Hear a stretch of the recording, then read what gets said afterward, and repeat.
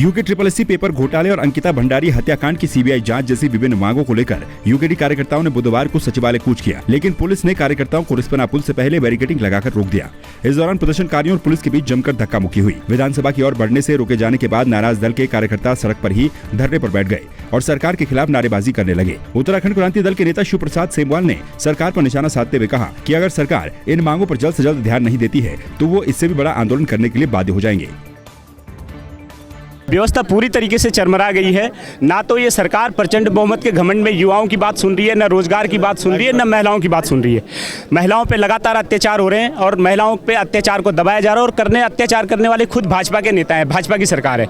युवाओं की तमाम भर्तियां रुकी पड़ी हुई हैं, जो भर्तियां हुई भी उनमें घोटाले हो रहे हैं और घोटालेबाजों को बचाया जा रहा है। चाहे विधानसभा भर्ती हो, चाहे यूके की भर्तियाँ हो, चाहे ये 228 पद जो इरीगेशन के जिसको लेकर के तमाम लोग यहाँ पर हैं, सभी के साथ अन्याय हो रहा है और ये अन्याय अब हम और ज्यादा सहन नहीं कर सकते। ये फाइनल निर्णायक लड़ाई है और इसी निर्णायक लड़ाई को लेकर के आज हम यहाँ पर सड़कों पर हैं। विधानसभा सत्र के दूसरे दिन संयुक्त कनिष्ठ अभियंता भर्ती परीक्षा 2021 में सिंचाई विभाग के 228 पदों को शामिल करने की मांग को लेकर युवाओं ने प्रदर्शन करते हुए विधानसभा कूच करने की कोशिश की।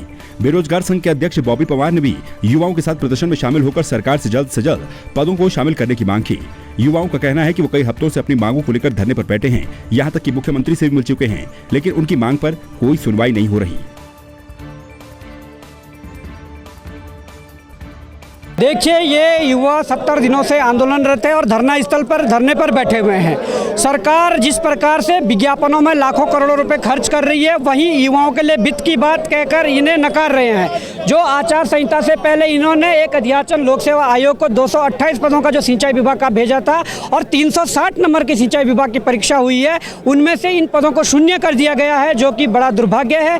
सरकार को इस ओर ध्यान देना चाहिए। ये युवा कोई आंदोलनकारी युवा नहीं है, ये युवा पढ़ने लिखने वाले युवा है। इनको आप त्वरित न्याय देकर इन 228 पदों को ऐड करके इनको न्याय दिलाएं, नहीं तो ये युवाओं का जो पहले दिन का जोश है आज भी वही जोश है। सर, हमें हमारे इरिगेशन का 228 पद जिसका मामला 65 डेज से चल रहा है, तो उसके लिए सर हम आज यहाँ पर आए हैं। इससे पहले भी हमने कई रैलियाँ करी है, पर सरकार ने अभी तक हमारी कोई सुध नहीं ली है और 65 दिन से वहाँ एकता विहार में हमारे लिए सर्वाइव करना बहुत ज़्यादा मुश्किल हो रहा है। तो जब ये हमारी वैकेंसीज आई थी तो हमें इरिगेशन के 228 पद इसमें दिखाए गए थे, उसके बाद इन्होंने इसको हटा लिया। तो हम इसके लिए सरकार के पास कई बार जा चुके हैं और हमेशा हमें यही आश्वासन मिला है कि हम इसको ऐड कर देंगे, पर अभी तक कुछ हुआ नहीं है। तो आप गवर्नमेंट प्लीज जल्दी से जल्दी इसको ऐड करें और हमारी परेशानी को भी खत्म करें।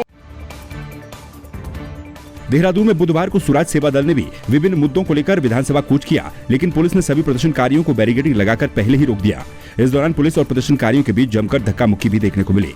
स्वराज सेवा दल के प्रदेश अध्यक्ष रमेश जोशी ने कहा कि तमाम घोटालों के साथ साथ अंकिता हत्याकांड जैसे तमाम प्रकरणों पर उचित कार्रवाई नहीं की जा रही है। उन्होंने कहा है कि सरकार प्रदेश की जनता को भ्रमित करने का काम कर रही है।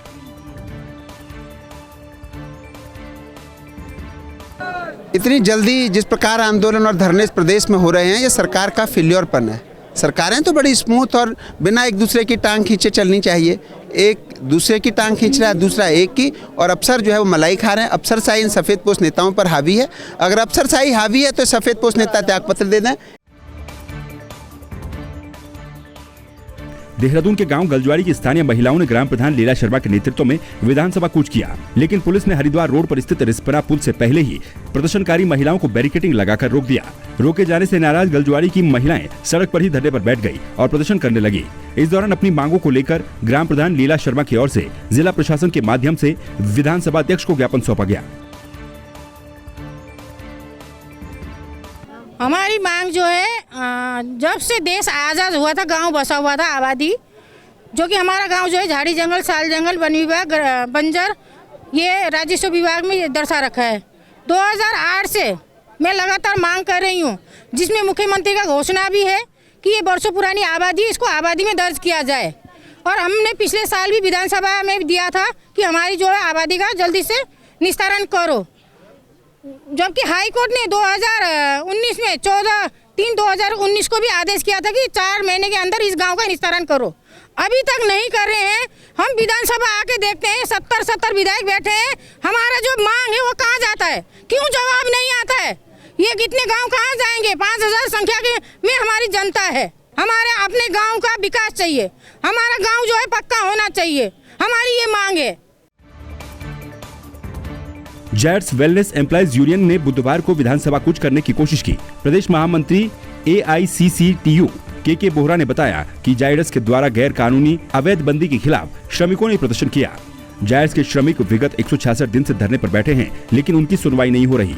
उन्होंने कहा कि श्रम सचिव के द्वारा उच्च न्यायालय के आदेशों का पालन 55 दिन से नहीं हुआ, जिसके लिए सरकार को जगाने का काम किया जाएगा। तो जिस तरीके से रातों रात कारखाना बंद हुआ और 1200 लोगों का रोज़गार प्रभावित हुआ, उसके विरुद्ध मजदूर संघर्षरत हैं, अपने रोज़गार बचाने की लड़ाई लड़ रहे हैं। और इसी क्रम में हमने सरकार की निष्क्रियता को देखा और उसके बाद हम लोग हाई कोर्ट भी गए और हाई कोर्ट ने भी राज्य सरकार को आज से 60 दिन पहले ऑर्डर किया कि आप इस बंदी को अवैध घोषित करते हुए कारखानों को खुलवाए जाने की जो भी कार्रवाई हो सकती है उसको करें। लेकिन हमने देखा कि सरकार ने 30 दिन की जो हाई कोर्ट ने उसको लिमिट दी थी उसको भी पार कर दिया, लेकिन अब उस पर कोई कार्रवाई नहीं की और अब उस पर कंटेम्प्ट की कार्रवाई भी चल रही है। और आज नियम 319 के तहत नेता प्रतिपक्ष उपनेता प्रतिपक्ष ने भी इस सवाल को उठाया है। तो आज सदन से लेकर सड़क तक हमारा ये मसला, यहाँ पर हम लोग ये न्याय के लिए आए हैं और ये कहने आए हैं कि उत्तराखंड में यदि इसी तरीके से मनमानी चलती रही, न्याय के कानूनों का कोई मतलब नहीं रह गया, न्यायपालिका के आदेशों का कोई अर्थ नहीं रह गया, तो ये उत्तराखंड चलेगा कैसे? मार्क्सवादी कम्युनिस्ट पार्टी ने भी बुधवार को अपने तमाम कार्यकर्ताओं के साथ विधानसभा का घेराव करने की कोशिश की। जिला सचिव राजेंद्र पुरोहित ने बताया कि इस प्रदर्शन के माध्यम से वो सरकार से कहना चाहते हैं कि पांवटा से लेकर बल्लूपुर राष्ट्रीय राजमार्ग 72 किलोमीटर के अंतर्गत होने वाली भूमि के अधिग्रहण को लेकर एक गजट नोटिफिकेशन निकाला जाए, जिसमें काश्तकारों को मुआवजे का भुगतान किया जा सके।